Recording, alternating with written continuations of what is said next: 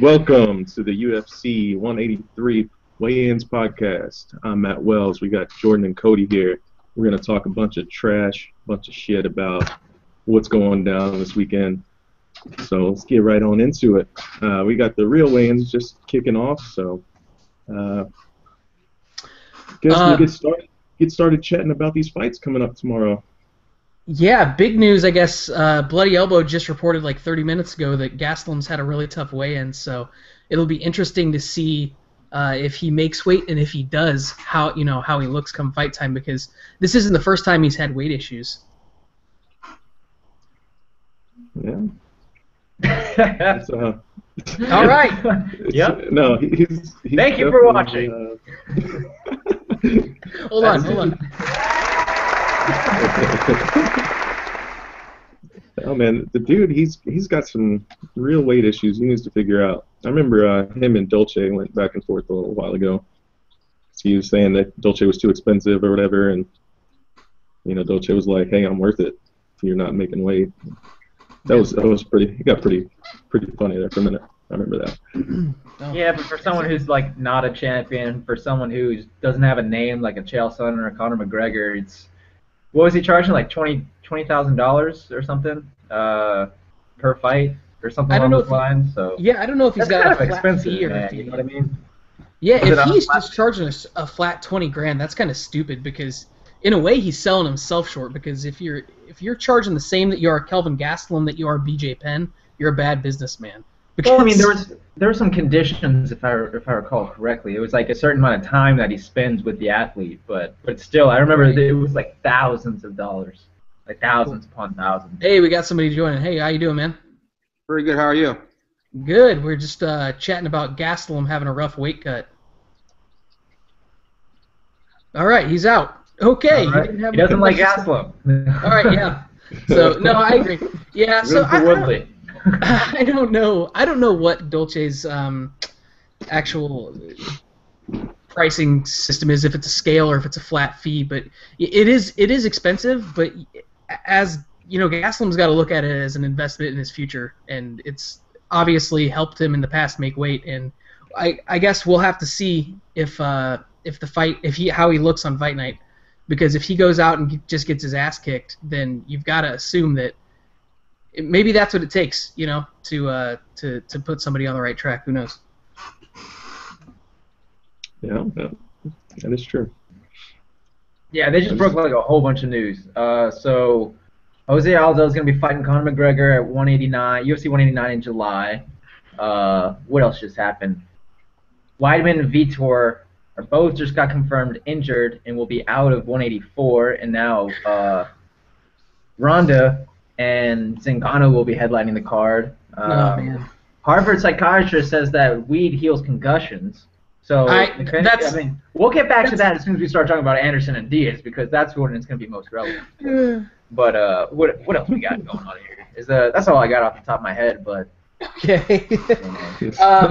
So all right, looking at the card, what do you guys think? I want to get this out of the way early. What do you think the best fight on the card is? What's the fight of the night? Fight of the night. You go ahead, Matt. Fight of the night? Oh man, that's going to be, in my opinion, I think it's going to be the Woodley Gastelum fight, if he can show up and actually, make weight and everything. I think it's a position for Woodley where he's got to get a big win. I don't think another loss is going to do anything good for his confidence, so he needs a big win. Gastelum obviously wants to stay undefeated, so I think that's going to be a hell of a fight. Main event, I don't think it's going to be anything too special, honestly. I really don't. Is the question what will be the fight of the night, or who they will give the fight of the night? No. Yeah. What do you think? Big difference between the two. All right. What do you think? What fight will deserve fight of the night? I shouldn't even brought that up. Unnecessary criticism. Okay, that's tough. My guess is either Mean and Alves, Lozon. No, I'm not going to call Lozon and Iaquinta, though it definitely could be. I'm going to say McCall and Lineker is probably going to be the fight of the night. Mean and Alves is up there.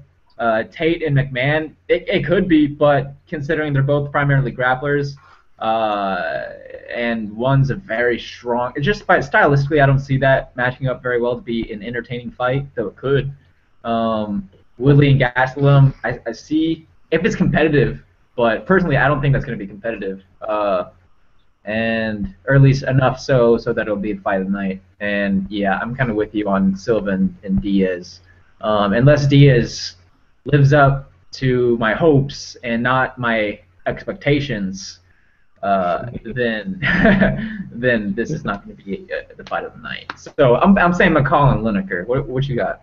I'll say Alves, Jordan Main, just because if they're both healthy and on it, that's going to be an awesome stand-up fight. Right. Sleeper fight of the night is the first fight on the card, Andy Enns and Thiago Santos. Both those guys have been in some really competitive fights in their last few out, and Santos actually looked pretty sharp against Uriah Hall. Granted, Uriah had a broken toe that was sticking the wrong way, but he showed really improved stand-up, and Enns has a steel chin on him. He takes a lot of shots. So not saying it's going to be the prettiest fight or one with the most down-the-road implications, but I think that first fight on the Fight Pass prelims is going to be a really good fight. Yeah, you know what?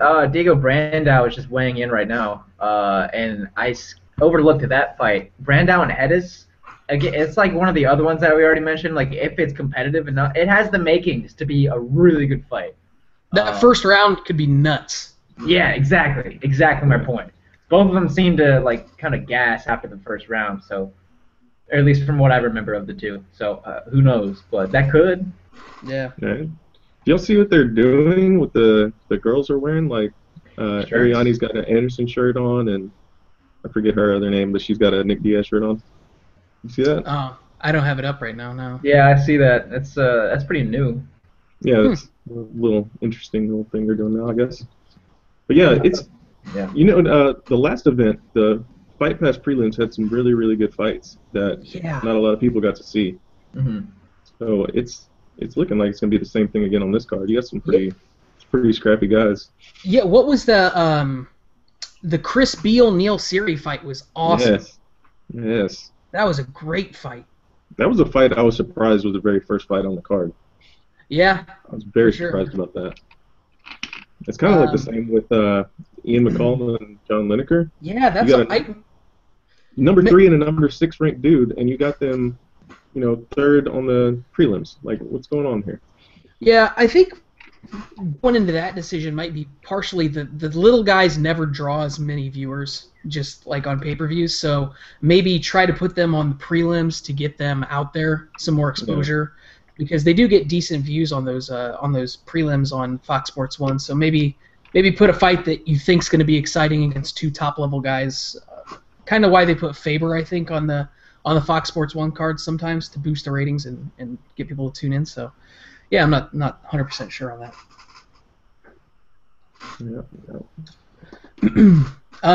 All right, so let's get some fight picks. Let's just go over the main card. Thiago Alves, Jordan Main. Matt, who you got? I've got Thiago Alves. Yeah, that's going to be a hell of a fight, though. It's going to be a very good fight. But I'm going with Alves. ATT, baby. Keep it rolling. Who was Alves' last fight? I'm having Seth trouble remembering. Blazinski? Seth Blazinski. Oh, okay. That was a while ago, wasn't it? It was like a year ago, yeah. A year. He's been, man, more time now. Oh, wow. Yeah, look at that. Dang. From Martin Kampman in 2012 to Blazinski in about a year ago, like you said. And looking at Mean right now. Mike Pyle. Oh, yeah, that was a good fight. Dang, that was impressive. Yeah, I got Mean. He's been more active, and quite frankly, he's a younger blood coming up. Thiago is still relatively young. I mean, he's 31 years old, and he's phenomenal. I think he's been underrated for the majority of the division. It's too bad he's been so injury stricken. But I also think Mean's underrated. I got Mean in this one, probably by decision. Mean by decision. It's gonna be a good, entertaining fight. Stand up for the most part. Jordan Mean. Yeah, I agree. I don't think the fight's getting finished. It'll go to decision, and I think I'll take Alves just because if he is healthy, I think he has better striking game than Jordan Main does right now. I was just looking back. It's crazy to think Alves's first fight, his first pro fight was in 2001 against Gleison Tibau. He was submitted by Gleison Tibau in 2001, so he was like 22 years old, something like that. Or how old is he now? It was in 2001. He's 31. He's been in there for 31 a while. Oh wow, so he was like 18. So he's been fighting forever. So yeah, I think that's going to be a great fight though. So I'll take Alves, but it wouldn't surprise me if Jordan Mein won. Next, you got Boach. Yeah, Latest. Tim Boach and Talis Lattis. All right, you go first. One of you two. Yeah, I'll take. I think Talis is going to finish him. I think he'll submit him. Boach.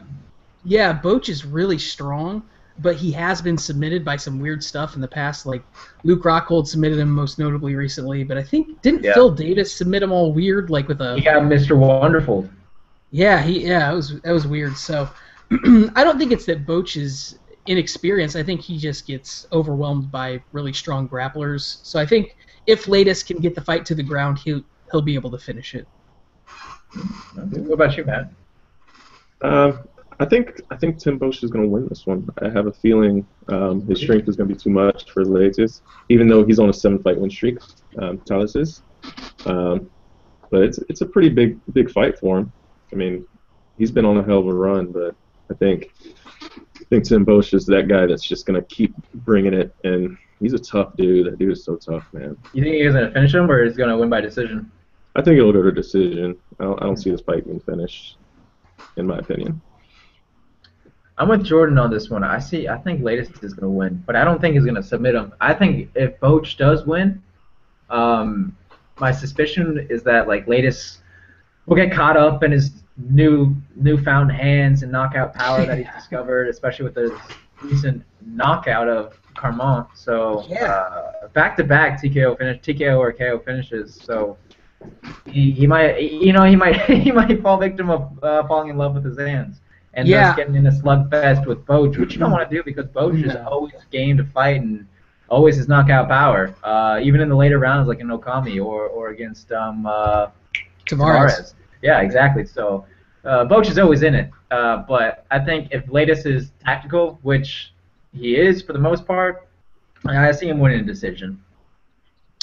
Yeah, that is definitely a concern because Lattis is knocked out. He knocked out Francis Carmont. That's kind of crazy because Carmont's a good striker, and I just rewatched that fight this afternoon actually because I didn't remember that Lattis had actually finished him with strikes, and I watched him. That was a clean knockout. He hit him with a really solid like 3-punch combo against the fence and put Carmont out cold. So that's don't try to sit there and get in a brawl with Tim Boach. That's not going to end well. So if he gets the fight to the ground, I think he'll be all right. Yeah, I mean he's a better grappler. For sure. He's a better grappler. He's a better striker. See how it goes. What we got next? Next fight's Joe Lozon and Al Iaquinta. Yeah, this is gonna be a hell of a fight. I think. Classic striker versus grappler matchup. Yep. You know, pretty much. I think, man, Lozon, that dude's just like synonymous with the word fight night bonus, you know, or the phrase fight night bonus. So I'm expecting nothing less than that from him again. It could be one of the fights that gets fight of the night, or performance of the night, you know. Lozon, dude, and I love watching that dude fight. Yeah. That dude, he just gets into wars, and then he's just like never out of anything easily, you know. And then he'll just freaking pull a leg lock out of nowhere. Who wins? I've got Lozon winning. That's my choice. That's my pick there. Cody. By what method? What method you got? I've got submission. Submission. Okay, yeah. Submission. I can see that. See, I'm rooting for Iaquinta in this one. He looks like one of my friends from high school. It's really odd, the resemblance. And I've always liked him since the show too, since the Tough Show. The only thing is, Lozon is a master submission artist, right? And Iaquinta, all of his losses have been by submission.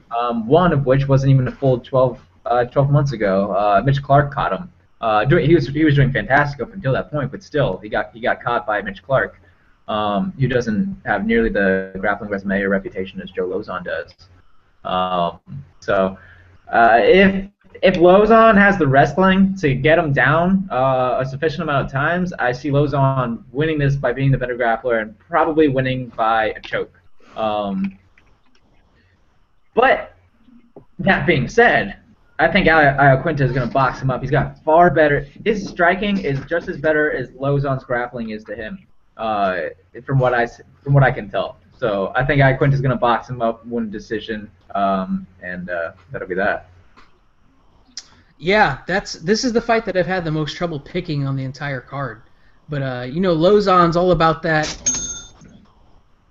Just getting that bonus, all about the money. Yes, sir. Lozon is a beast getting those bonuses, and he, like you guys have said, he's so good at those scrambles, getting position and getting chokes and arm bars, and Iaquinta basically put himself into that choke against Mitch Clark. It seems like sometimes his fight IQ when grappling is just very, very low. But I agree with you. I think he is the much better striker, and I think he trains with Sarah Longo, all those guys out there, and I think they're going to put in a good game plan. I think he's probably going to outbox Joe for a couple rounds, and I think it might get if it goes to the ground, Lozon can finish him. Actually, I'll say this: if it goes to the ground, Lozon will finish him. But I think Iaquinta can keep it standing. I think he'll win it. You want to put any money on that? You want to put any ching on that? If it hits the ground, he will be submitted.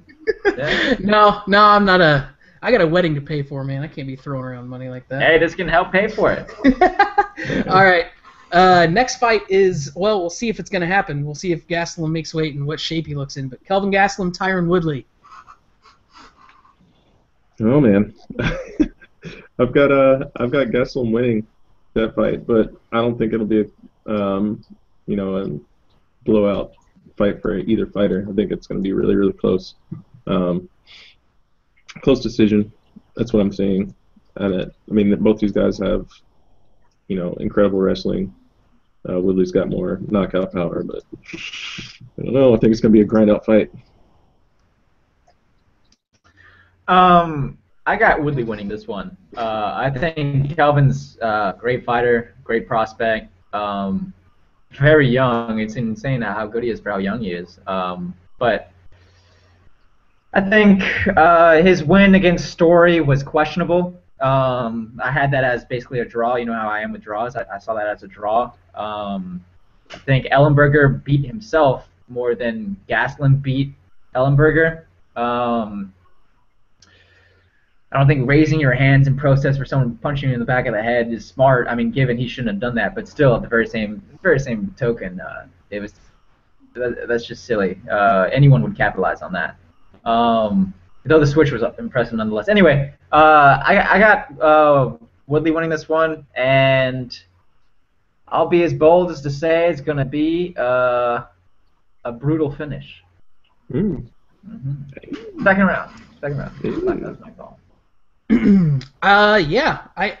This whole time I've been really high on Gastelum this whole time because I think stylistically this is a really good matchup for him because Woodley notoriously gasses very badly, and Gastelum is a guy who's been able to go the distance multiple times, and I guess we'll see how it turns out because from the embedded, it seemed like Woodley was having the best cut of his life, and from the breaking news we've had recently, it seems like Gastelum's having maybe the worst cut of his life. So, who knows? I think we should have taken that into account.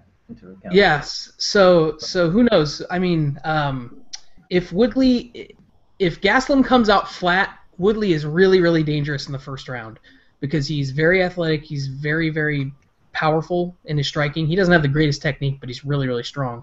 I think their wrestling is going to cancel each other out, so I don't think you might be able to look on paper and say that Woodley has the advantage wrestling, but you could have looked on paper and say that a lot of the guys that Gastelum's fought and beat had a wrestling advantage. Yeah, Ellenberger had a wrestling advantage. Yeah, Gastelum's got fantastic wrestling. You are right that Woodley does have better wrestling on paper, and I do see that being the case. That in the first 2 rounds at least, if it like goes the distance, I think Gastelum would be able to get him down and keep him there, like in the in like the last round, if that. Depending on how he's recovering from this weight cutting scenario. If he even makes weight, who knows? We'll see. Yeah, we'll see. But yeah, you know what? Let me retract my statement of second round knockout or TKO and make it first round.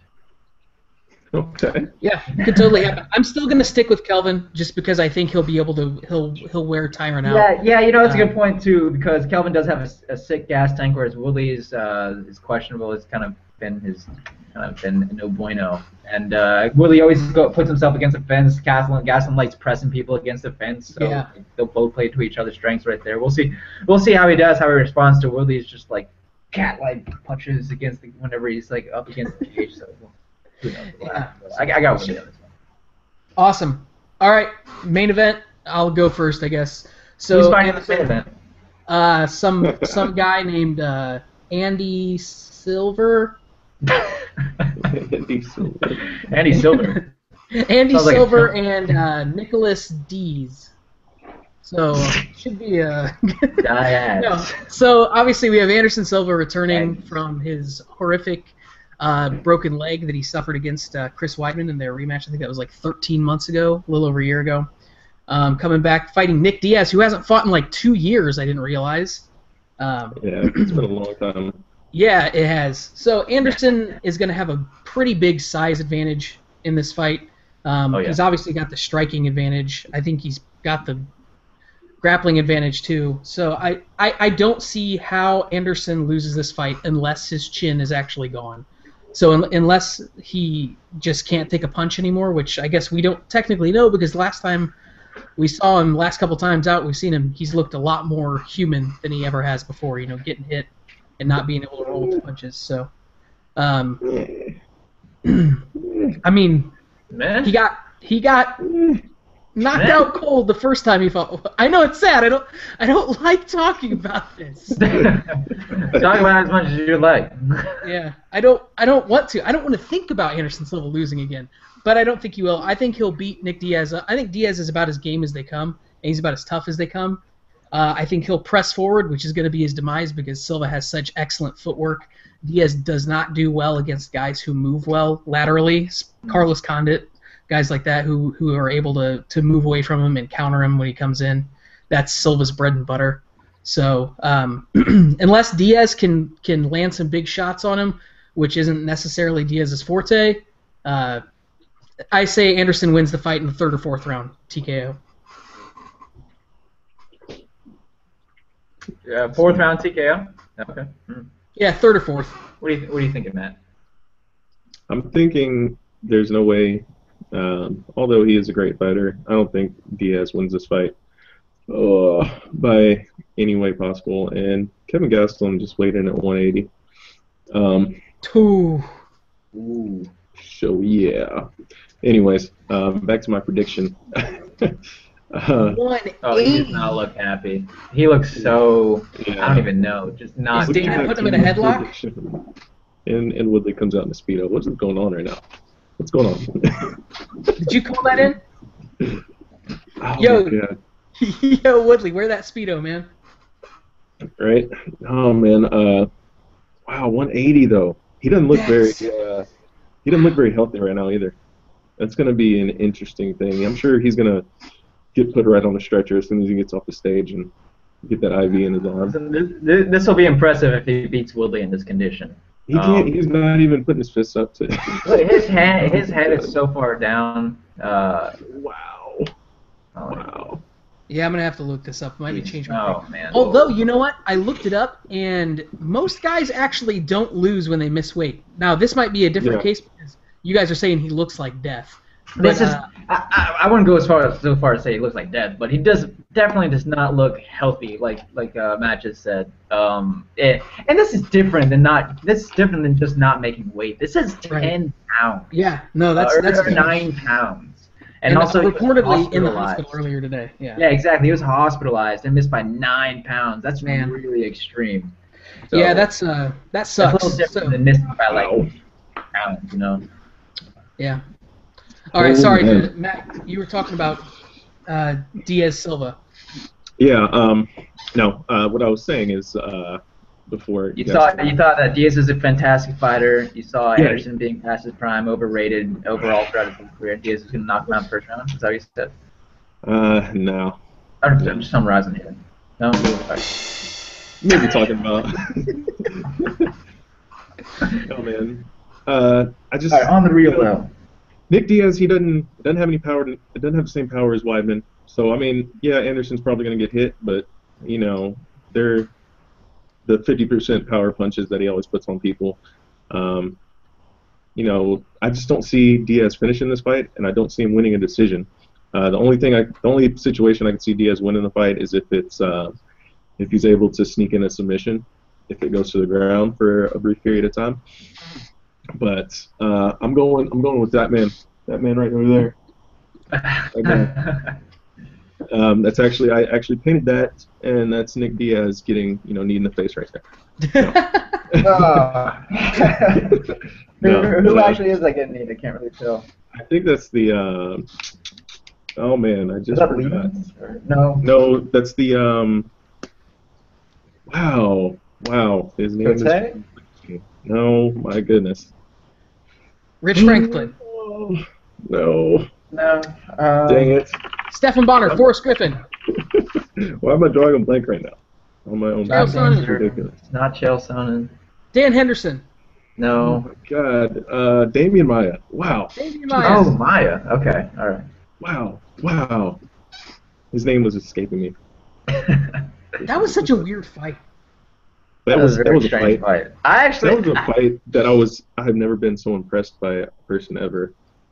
It's the craziest thing we've ever seen in the octagon, and I hope to never see it again. So I was pretty impressed. I thought Maia won like the last couple rounds. I just love Damian Maia, so I'm biased. Yeah, he was great. Yeah, how he was swinging. Yeah. I think he's a good fighter, man. His grappling's off the charts, but yeah, I don't ever want to see that ever again. No. Yeah, no good. That was just a lack of depth at that division at that time. So we're in a much better time right now. So all right, Cody, who you got main event? Okay. So have either of you read like Jack Slack's article on this fight? Yeah. So needless to say, given all the things that he pointed out, it is not looking. I just started. Come on now. You just wanted to use that. So I'm just looking for any excuse. All right, I'm sorry. Literally just started like 10 seconds ago. I'm leading up to the choice. Okay. In short, Anderson Silva. But I think Diaz can win. Like Slack says, he's a terrible matchup. He's a terrible matchup for Anderson Silva.